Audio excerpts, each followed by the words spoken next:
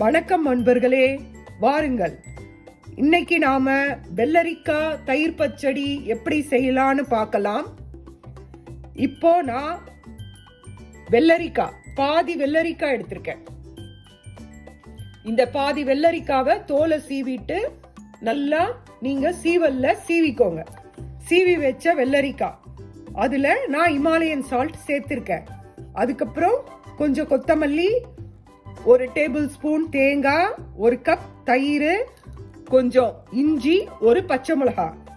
இதை நீங்க என்ன பண்ணணும்னா, இஞ்சி, பச்சை மிளகாய், தேங்காவை மிக்சியில போட்டு அரைச்சி எடுத்துக்கலாம். அதுக்கப்புறம் இதுக்கு மேல தாளிப்பு கொட்டுறதுக்கு எப்பவுமே கடுகு, எண்ணெய் போட்டு தாளிப்போம் இல்லையா, பெருங்காயம் போட்டு அந்த மாதிரி தாளிச்சு வச்சுக்கோங்க. பாருங்க, இப்போ தேங்காய், பச்சை மிளகாய், இஞ்சி அதை நான் இந்த மாதிரி விழுதா அரைச்சுக்கிட்டேன். அரைச்ச பிறகு நான் என்ன பண்றேன்னா, 1/4 ஸ்பூன் ஜீரா போட்டிருக்கேன்.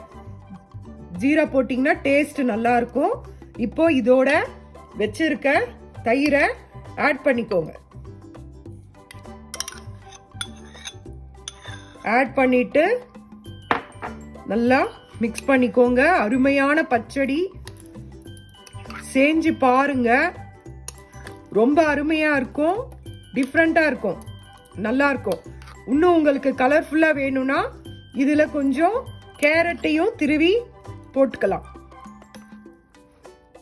நீங்க கேரட்டும் துருவி போட்டீங்கன்னா சூப்பரா இருக்கும். இதுல உங்களுக்கு கொஞ்சம் வாட்டர் வேணும்னா விட்டுக்கோங்க. அதுக்கப்புறமா கட் பண்ணி வச்ச கொத்தமல்லிய தூவிடுங்க.